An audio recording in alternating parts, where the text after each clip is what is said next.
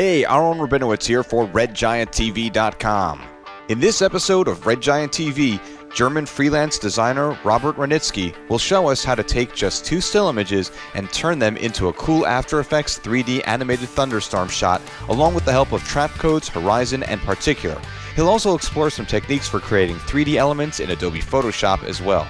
Now, this tutorial was originally recorded in German in 2008 for Robert's Video to Brain DVD, Power Workshops AECS4 Volume 2, but he's been kind enough to re-record it in English for Red Giant TV.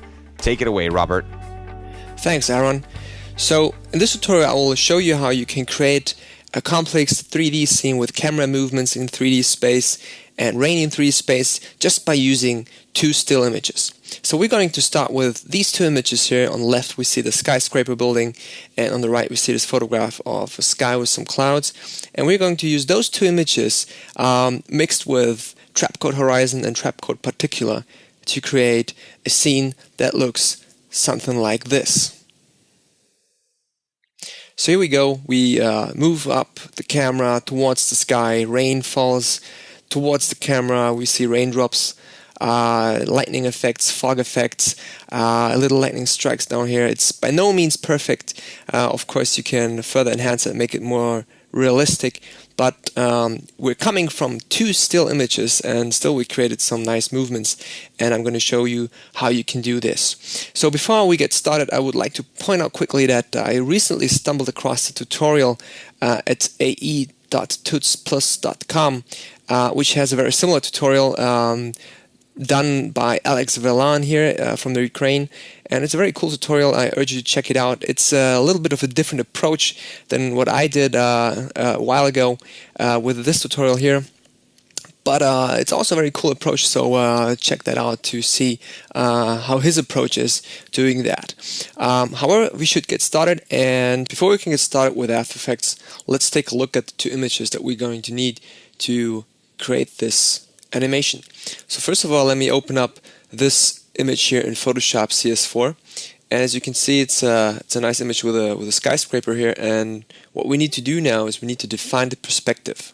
So how can we do that? We go to Filter, and then you'll find Vanishing Point. If you're using the German version like I do, you're going to find it's called Fluchtpunkt, but that's just the same as Vanishing Point. So just go ahead and click that, and you'll be prompted with this little menu here where you can set up the perspective information onto this image.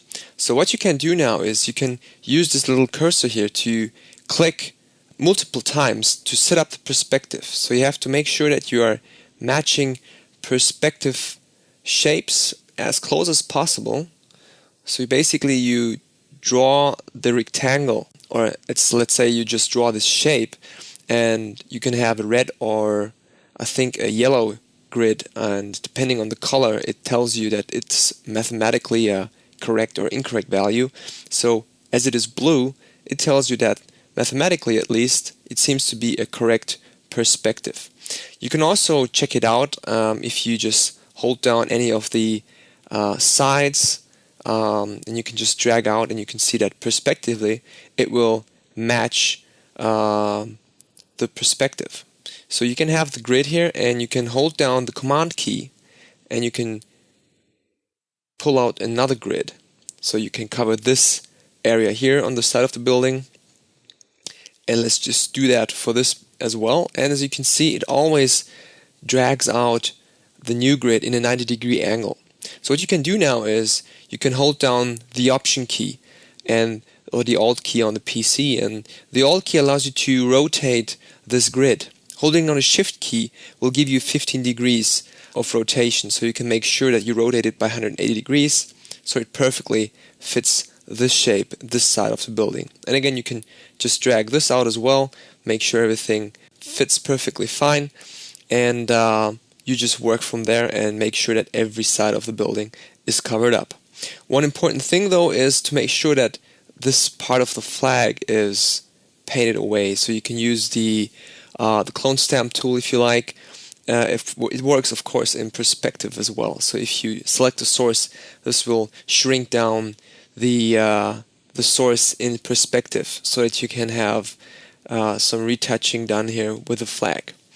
So let me just show you the finished file. So this is where the flag has been retouched already, and the setup for vanishing point looks like this. So you see quite a lot of grids. Everything matches perfectly fine. Right here, the flag is retouched, so we only have the sides of the building, and we're pretty much there. What we need to do now is we need to export this to After Effects so we can play with it in After Effects and start animating it. So what can we do now? We have this button here. It's a little button with a big impact, so clicking on it reveals a few options like create a 3D layer to Photoshop, or export as DXF for 3ds, or even export to After Effects as a VPE document.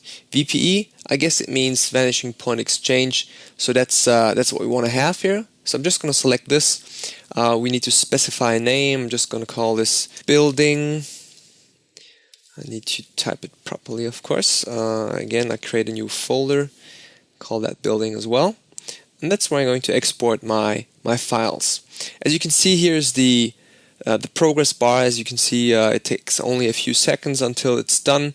Once it's done, we're going to quit out of it and navigate to my folder here, and you can see we have multiple PNG files, and they're kind of stretched back to have a neutral perspective, and everything is held together by this VPE file.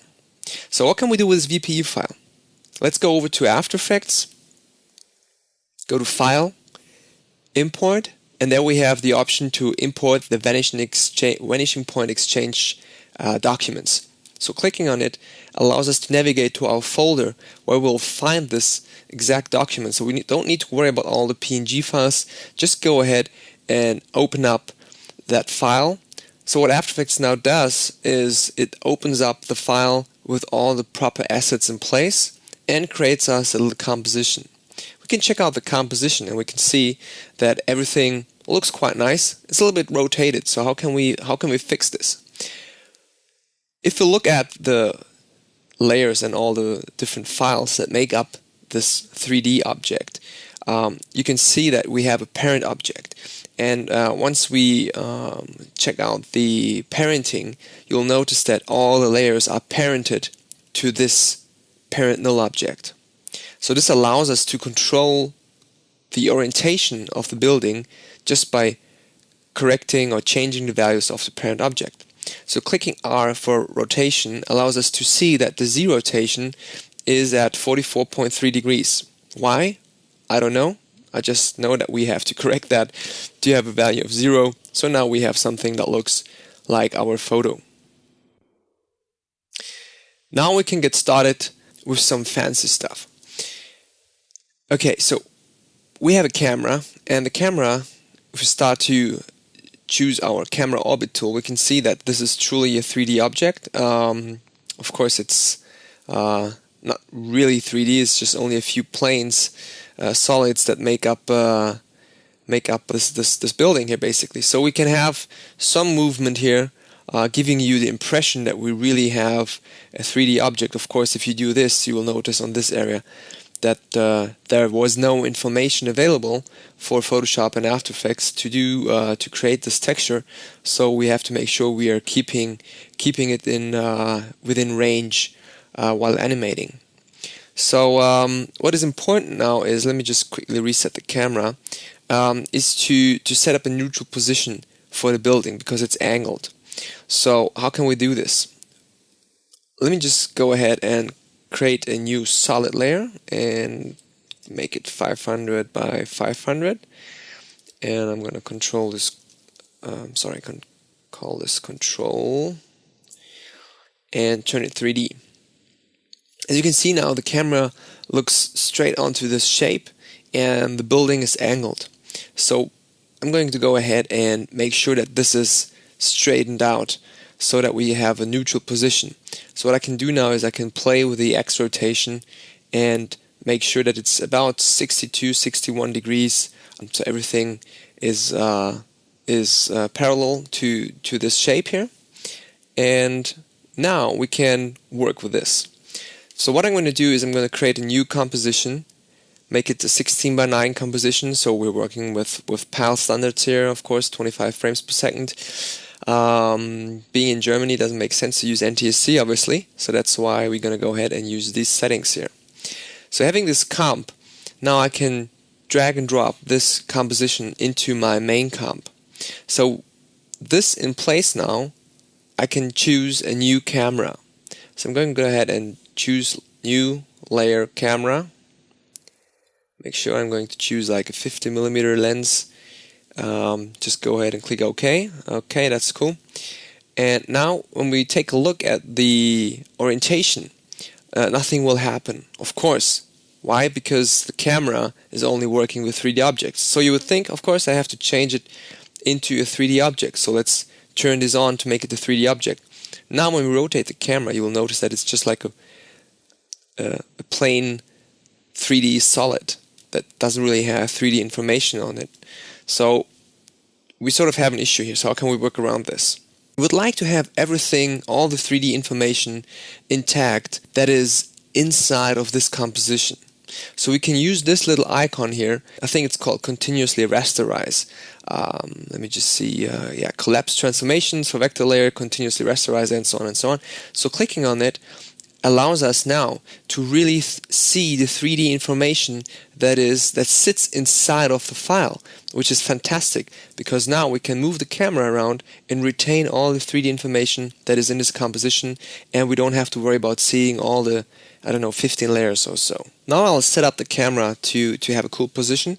So I'm going to open up the transform properties and play with the position and point of interest to find a cool angle. We can either use these values here or just use the C shortcut to choose our camera tool, so we can orbit around and find a good angle that we like to animate. Of course, we can also play with the values here to find something that we like. So I'm just going to go ahead and play with these values until something looks quite cool. So maybe we would like to see a little bit more of the building, looking a bit more straight on to the building, and maybe move up then from there. So let's just go ahead and you can hold down the Shift key to have bigger steps between the values. So I think it gives you increments of 10. If you just drag it without holding any key, it gives you increments by 1. So having something like this as the end position is I think pretty cool. So we're looking straight up to the sky, so we can see the raindrops falling straight into our camera. So we can just go ahead and create a keyframe here, and then we can move to 0 seconds and create our starting point. And I think, like I said, we should start a little bit on a lower view. So I'm just going to go narrower, and of course we need to change the Z value to I don't know, something like this, or kind of looking more on a straight angle, and then we start to look up towards the building. So let's just do a quick RAM preview of this to see how it looks like. So yeah, that's a cool camera move. Nothing too fancy.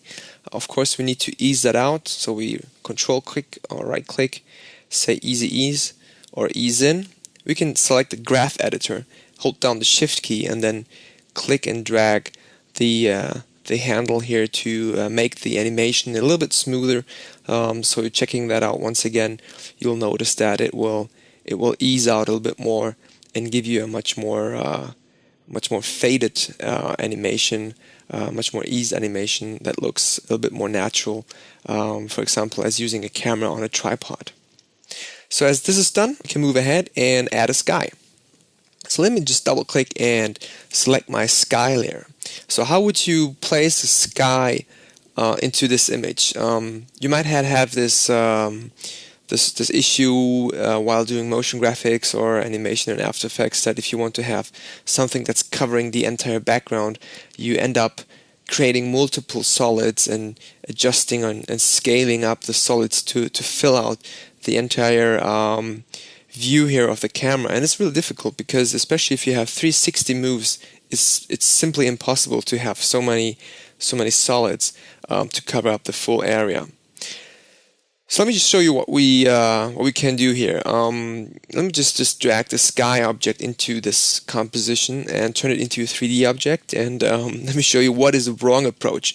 I'm just going to quickly select it as a 90-degree angle, and I'm going to move it up quite a bit into the y-axis, so it's above our house, and you can see it looks like a sky, but it's it's not really a sky because it's too small. So you'd have to scale it up, and you'd have to scale it up quite big, because here you can see it's not covering the horizon. So speaking of the horizon, let me just undo this quickly to reset the properties of the sky image here. Horizon, the great plugin from Trapcode, allows us to basically create something like a sphere around our composition, a 3D sphere that's basically invisible for the viewer, but mathematically it will cover up a 360 area of our composition. So we're going to go ahead and type Horizon, and then we can select this plugin and put it onto a new solid. So I'm going to create a new solid here. So let me just go ahead and hang on. Create a new solid, call this sky, and drag and drop our horizon plugin onto it. It's important to know that the sky layer with a sky effect on it should be applied as the last layer, the lowest layer in our composition. So going to the sky layer, we can click E to see our sky properties, and then you can see that you have the option to let me just solo that. You have the option to choose gradients, so you can have different colored gradients, different multiple colors, 2 colors, 1 color. If you want to do motion graphics, it's pretty cool. But for now, we would like to focus on the image map. With image map, you can select the sky JPEG that we have set up here in our document, and now as we look around, you can see that it's perfectly matching the camera move that we animated here a minute ago. We have some fancy things going on here, but let me show you a quick example on a different composition on how this can work. So let me just quickly call this Horizon. I'm going to create a new layer and double click that, and now I'm going to show you a few other options that are possible with Horizon. Let me go back to Bridge quickly, and I'm going to show you a few of those beautiful 360 full HDR skies that are offered by Dosh Design. You have to check it out. They offer great textures, great 3D models, and also those beautiful HDR images. And we can select any of these. Let me just select this one here, and we can just select that and import it into After Effects.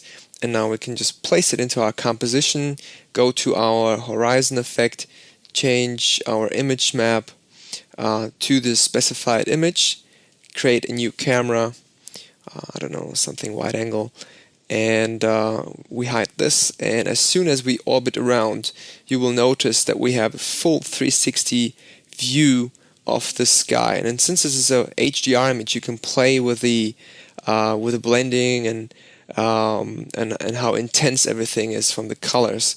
It's just plain beautiful how much you can animate with this. So this, of course, is a perfect example because it's a 360 image, which is covering horizontally 360 degrees and vertically 180 degrees. So that's pretty cool. It works by default with these kind of images. But let's take a look at our composition and our image that we have here. Since this image here is obviously not a 360 image, it's just like a random image that I shot here some time ago. And certainly this is not the best or the perfect picture for a 360 sky. But let me show you how you can still set up the sky parameters to have something that works quite well with our composition here. So let's double click on the horizon settings to enter the effect controls here for our plugin. As you can see, the horizontal coverage and the vertical coverage is set to 360 and 180. So obviously, as this is not a 360 image, we need to change this. So we can change it to I don't know, let's say maybe 90 degrees, as I guess that's what the image is covering, and vertically it's maybe 60 degrees maximum.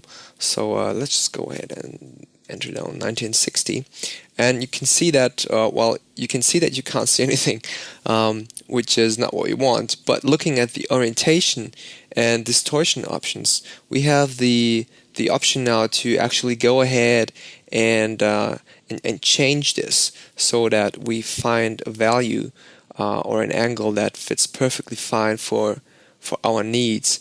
So let me just unsolo this, and of course we need to hide this layer, since this is only referencing it. And of course we can also give us some room by turning on the shy feature here. So now you can see how this looks like. It's perfectly fine. Everything is covered. We don't have any black background areas coming up behind our sky. This looks perfectly fine, and everything is covered. So you can play with the orientation and the image map coverage to make sure that it fits perfectly fine for your needs, even without having a beautiful 360 HDR image. If you have a 360 image, even better, but you can work with both ways to have a good effect.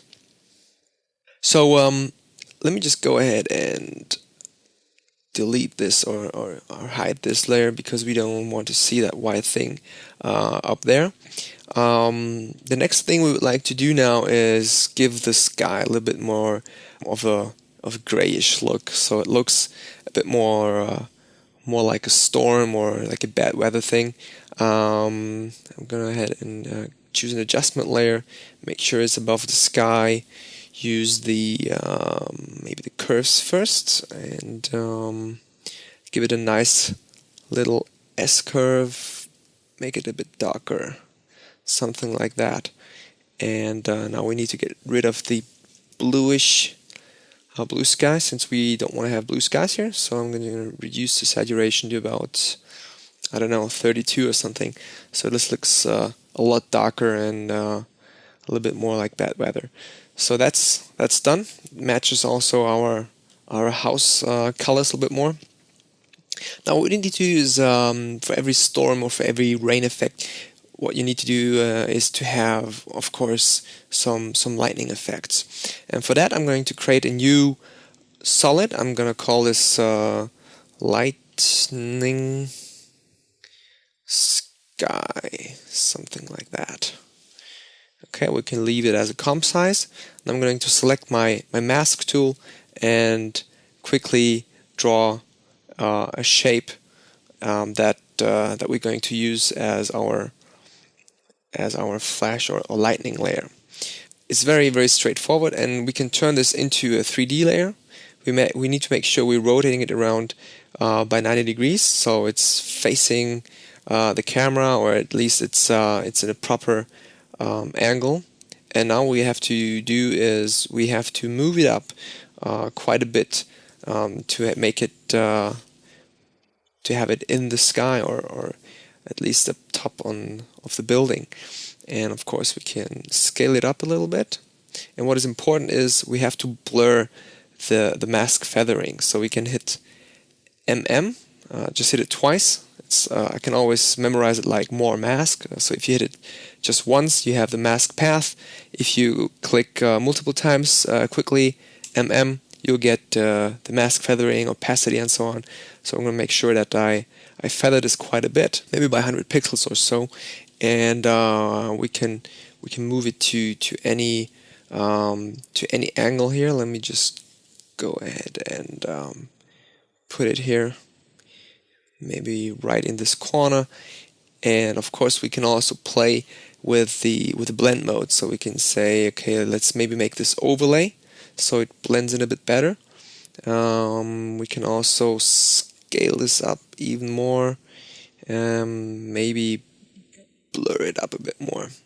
And now we can play with the transparency, so to make it, I don't know, maybe 35%. So you can see the difference. It's just brightening up a little bit, maybe push it more towards the cloud. And now we can play with the transparency. So what you'll do is you'll set up a keyframe and go ahead and move it up one frame. Set up another keyframe, click 0. So what you have now is something like this. And maybe we don't want to have it all the way to 35. Maybe just move ahead one other frame, make it 5%. Move ahead another frame, make it 35, and move ahead 3 frames and make it 0. And let me just see how that looks. So you can see some nice lightning effect up in the sky. Very subtle, but still you'll notice that something is happening in the sky area. And since we are a little bit lazy here today, I would like to use that multiple times. So what we can do is now we can just go ahead and copy that effect. And let me just shrink that down so we only have the necessary length of this layer. And I'm going to copy that 2 times maybe. And now I'm going to position it maybe here. So let's move that up to fill this area here. And of course we could rotate it something like this, so you don't necessarily see that it's the very same thing. And this one we move ahead as well. Maybe want to have it here. And again, we have to find this object and move it to the right. Holding down the shift key again helps us a lot to have bigger increments of this. So let's take a quick look. Making a quick RAM preview, so you can see some flickering. Looks quite nice, I guess. And of course you can play with it. You can draw a new mask. You can change the shape of it so that it's not exactly the same. But I think for now this will do just fine. And what's missing now? Well, let's add some rain. I'm gonna go ahead and choose Layer, New Solid, and I'm gonna call this Rain. Just make it black. Doesn't really matter. So for rain, I'm going to use Trapcode Particular. It's actually my favorite particle system, and it's incredibly powerful and versatile. So I'm just gonna go ahead and choose Particular and put it on this layer. And if we scrub ahead, you can see that it recognizes the 3D camera, so it's a full 3D particle system. And I'm gonna use this to create our rain. Why can't I use the classic rain effect? Of course, you can also see that we have CC rain. It's just a 2D rain. It's just coming from top to bottom, and it's not really working. Since we're going to face the rain, and the rain is going to come down towards the camera, we need to use 3D rain or 3D particles to create that. So I'm going to solo this layer for a moment and explain what we're going to do here. If we open up the emitter settings, you can see that you can set up the emitter type. For this, I'm going to choose a box, since I want to have a box as the emitter and not a point, because we're going to you just have to imagine that it's a massive cloud, or the clouds that are creating this rain. And for easy visibility, I'm just going to, or easy rendering, I'm just going to show you the motion preview, which gives us a little bit of a different rendering so that we can easily see how the particles look like. I'm going to change the particles to maybe 240, 250, something like that, and make sure that the velocity is 0. So we're not going to shoot out particles from the box, but what we're going to do is we just start to let the particles fall down towards the camera. So before we go ahead with that, we need to set up the position and of course the size of the box. So for now, I'm just going to adjust the position a little bit, so it's more in the center of this of our composition.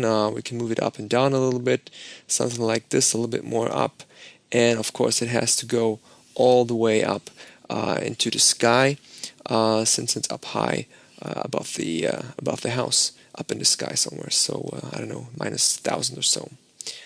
Just quickly readjust that. Make sure it fits perfectly fine.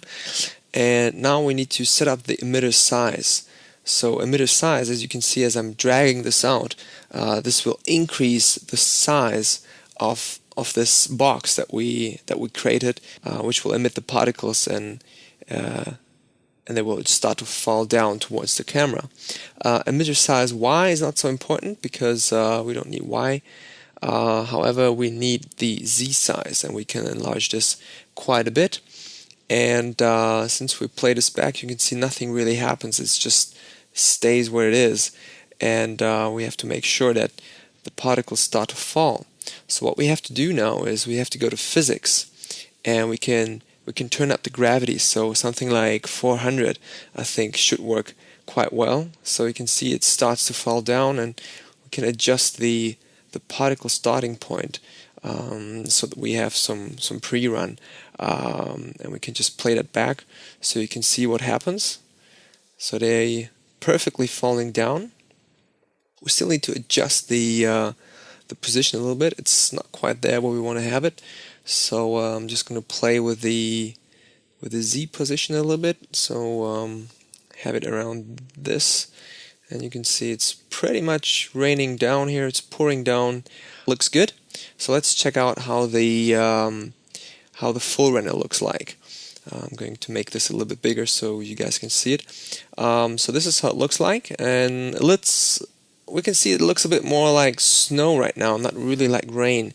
And what really helps is to set up motion blur. Of course, you could choose the comp settings and use motion blur within the comp settings here and here. But I would like to have more control about the motion blur, and I'm just going to toggle this on, and using a shutter angle of 360 gives us a very intense motion blur, despite we have a different setting for our composition here. So this looks a lot more like rain now, and if we do a quick RAM preview, you can see how beautiful it matches the camera movement. So we are looking straight, and the camera moves up towards the rain, and it's really coming down towards the camera. It looks quite nice. Of course, we can specify some more parameters here. We can play with the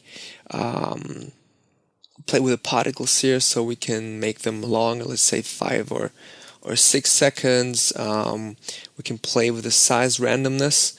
Randomness is always good because it's never always the same. I mean, it's simply impossible in nature to find something that is repeating over and over. You always have some randomness, so giving that to this rain effect really adds to the believability. And of course, usually you don't start to see rain up high, so you should play with the opacity over life. So here you can play with it, and you can draw any shape you like, or you can use any of the settings. So this means now the opacity at birth is very, very strong, or at the maximum at 100%, and will go down over life. So when the particles reach the camera, they basically become translucent, and we don't want this, so we like to flip that. So basically the particles, when they start, they're invisible, and they only become visible towards the end. However, you can also draw a shape for yourself if you like, so you can see the difference, and you can also smooth that out. So we can make sure that the particles that are up high are not visible, and they become visible the more they get towards the camera, which gives us a more believable and better look for this design.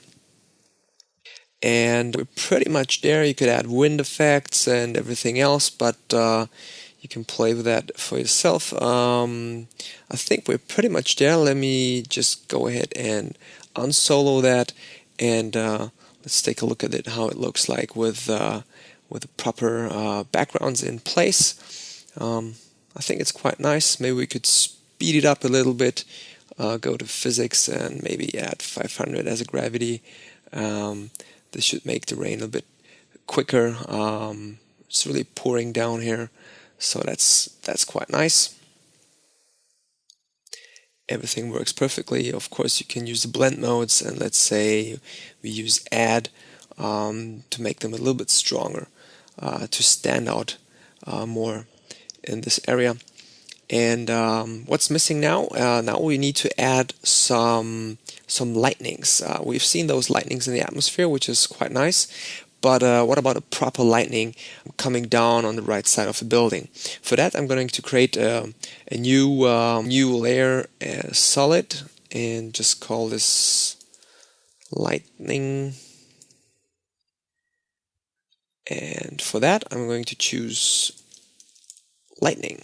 Since we have an obsolete filter, it's called lightning. Looks very cheesy by default, and I'm going to use that to create our lightning. So how can you play with this massive amounts of parameters? Well, one good thing to start with is just to select that and use the brainstorm icon here. If you ever wondered what you can use it for, that's a very cool way to do so. So you can choose the randomness and just click multiple times until you find something that looks cool for you, something that you like for lightning, and I'm just going to click multiple times as a brainstorm. So let me just go ahead and redo that with a few different parameters, maybe not so strong. So hang on, this looks quite nice. I'm going to use that as my new brainstorm session. Increase the values, and just looking for a good shape. I think this looks quite nice. I'm going to choose that, and of course I can go ahead and play with it. So it's just a starting point. And as you can see now, the colors are a bit funky, so I'm going to choose some blue color for the outside, and inside I can leave it as white if I like. I can also use the branch segments and to branch it out, use the details to make it a bit stronger. So we can really play with a lot of those values here to find something that looks quite nice. You can also have some more branching. We don't want to have it too strong. So something like this, and we're gonna pre-compose this. So as you can see, this will move just like that. And actually, we should probably turn it around since it's looking more realistic if it's that way. So it's doing its thing, and we're going to pre-compose this and move all the attributes into this composition and call this lightning. And now we can play with that. So we can choose different overlay modes or blend modes. Let me just go ahead and choose screen for this, and I want to have this when the camera stops. So somewhere about here, I would like to have that effect come into place. And maybe I should move that ahead and choose different endpoint and go back to our comp. So it's coming down like this, only a few frames, maybe 1, 2, 3, maybe 2 frames only. I'm going to shrink that down then by the opacity. So it's done there, and it should have 100% here. So it's really just a few frames, and then it's gone. And of course, you can also set up the values here, or you cannot let this disappear. So it's just 2 frames. And now we can draw a mask. So the starting point is not so it's not starting immediately. So I'm just gonna go ahead and draw a mask shape, and I'm gonna invert that. And now double clicking MM, we can feather out the starting point, so it blends a little bit better into the background. So there you can see, there comes the lightning.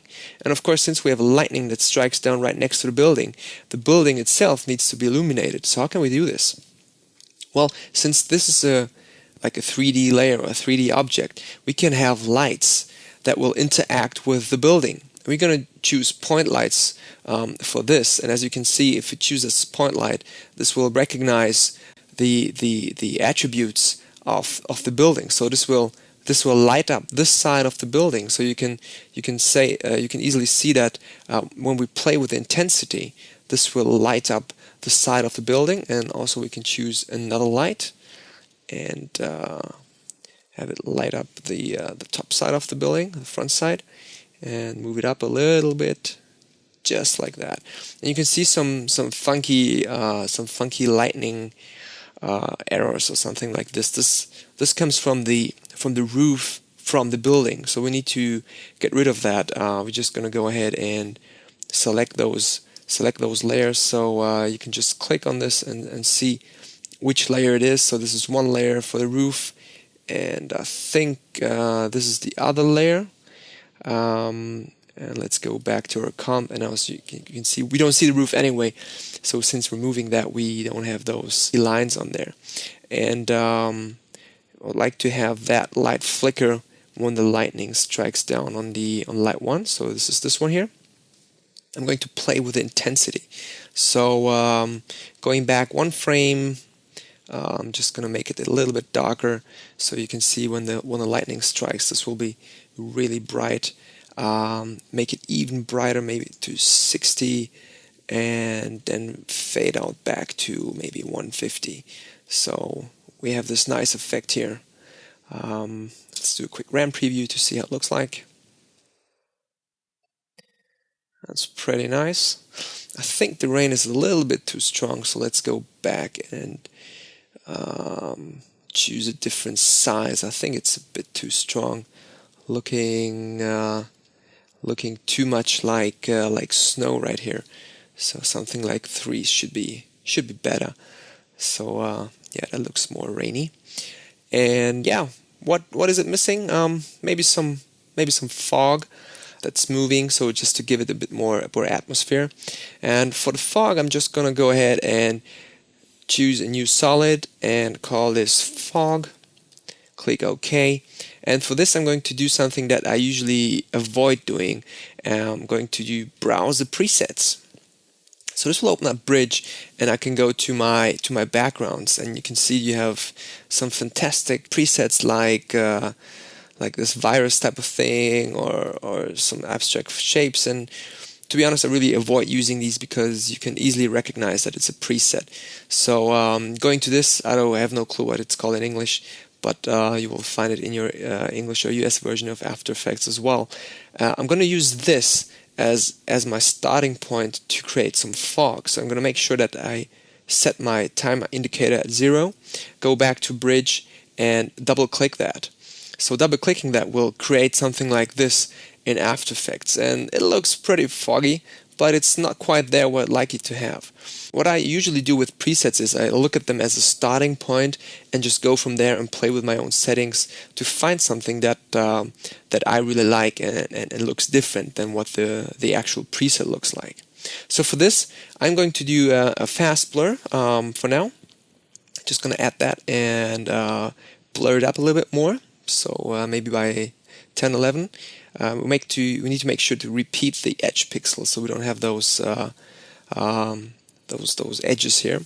And next is I'm going to use the turbulent displace right here. So adding the turbulent displace, you can easily see now what it does to it, and adding some of the complexity to it, you'll get something that looks like this. And this allows you to have a very, very realistic effect. As you can see, if I enlarge this, we have some more detail. It looks a bit more cloudyish. We need to play with the levels a little bit, so we're going to crush the blacks a lot more. So something like this, we can get rid of the tritone. We don't need that. And now you can see that looks quite nice for a fog effect. And how can we blend this in? Well, we can just use screen, for example, and there you can see that something is going on. It's pretty strong, so I'm going to hit T for opacity and reduce it to maybe 50%. If you like, you can also scale this up a little bit, so let's make it about 150, and then we can always move that layer. So let's say we're starting down here, and we're just gonna go ahead and click P for a position keyframe. Then after 5 seconds, we just move it down right here, so it's moving across. So you can see that some of those clouds and fog elements are moving around when we navigate through our composition. Looks pretty neat. Of course, the last thing that's missing is the obvious raindrops that are hitting the camera lens, as the camera lens is actually facing the rain. And so we need to add some drops on the camera lens. So how can we do that? For this, I'm going to create a new black solid. I just call that drops, and we can make this comp size. That's fine. And again, I'm going to use particular to create those raindrops. So I'm going to tap particular, double click that. I'm going to solo that for one. And actually let me recompose this, because we're going to not to use the 3D camera. So I'm just going to call that drops pre-comp. I'm going to move all attributes in there, and I'm going to open a new composition. So here we have this. As you can see, it's distributing all the points here. What we need to do now is, again, we set the emitter type to a box, and make this box quite big. So something like this. Make sure everything is covered, the whole area is covered. Y size, we don't need that. And oops, sorry, actually it's the Z size we don't need, the Y we do need. So just make that like this. Velocity, we set that to 0. Since setting that to 0, those particles just start to appear. So as if raindrops are hitting the ground. And of course this is way too much, so let's say 25. We should make them a little bit bigger, so and of course longer, so let's make it about 5 seconds. We don't need to have them the spheres feathered. Size we can increase a little bit, maybe just like that. And of course we need to have random size. Again, what I mentioned before, in nature everything is random, and so that's how the particles or the raindrops are going to look like. And one thing that's pretty cool is that we can work with the size over life, and again we can choose anything. So for example, if the particles appear, they should start to shrink down before disappearing. So you could draw something like this, and again smooth it out. So once a particle it starts to move down. So you can see how it looks like. If the particles appear, then they will stay a few seconds, and then they will start to shrink down. And we can also set up the life to maybe 4 seconds, so that you can notice it a little bit better. And then they start to shrink down again. And we can use the same setting, so we can copy this graph that we have that we drew here. And I'm using, by the way, an Wacom Intuos 4 tablet. It's a lot easier to draw with that, because I think to draw shapes with a mouse is pretty difficult. So I'm just going to use paste here, and you can see that while shrinking, they will also become translucent. So this looks pretty nice. I think still way too many particles, so I'm just going to make it 15. So just that we have a few particles, maybe even less, maybe just 10. So that's something that's going on here. So we're going to use that for our blur, and of course still we are very close to the camera, so obviously we need to blur up those particles, and there's several ways to do that. Probably the easiest way is to use lens blur, which comes standard with After Effects. So I'm just going to double click and add a lens blur effect to it, and you can, if you enlarge that, you can see that you have those nice hexagonal shapes for the particles, for the drops that are on the lens. And as soon as I click OK, we can also create an add effect. You will notice that you have particles that are sitting on our lens. So as the camera looks up, you can see that drops start to appear on our lens, and more drops will be noticeable towards the end.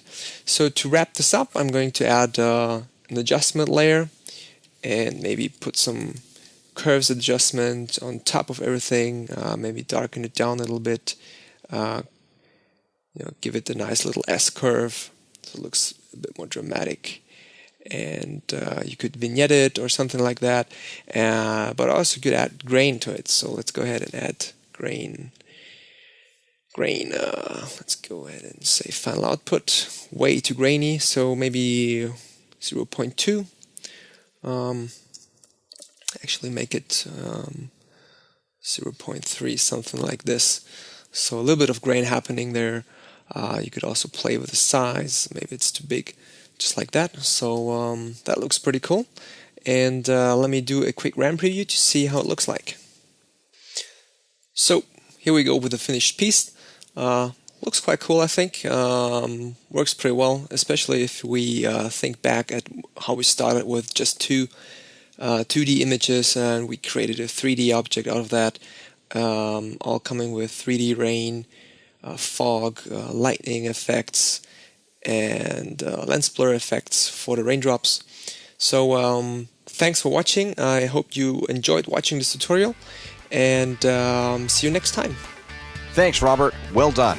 If you enjoyed this tutorial and you sprachen the Deutsch, that's speaking German for you non-German speaking people, you should check out Robert's DVD, Power Workshops AECS4 Volume 2, available at v2b.hranitzky.com. And you can check out Robert's motion, web, and print work at hranitzky.com. Yeah, that's either a silent H or a really loud Hranitzky. Yeah. He has some nice stuff there, so take a look when you can. And as long as you're crawling the web, don't forget to download a free trial of both Trapcode Particular and Trapcode Horizon at redgiantsoftware.com. Once again, I'm Aaron Rabinowitz for redgianttv.com. See you next time.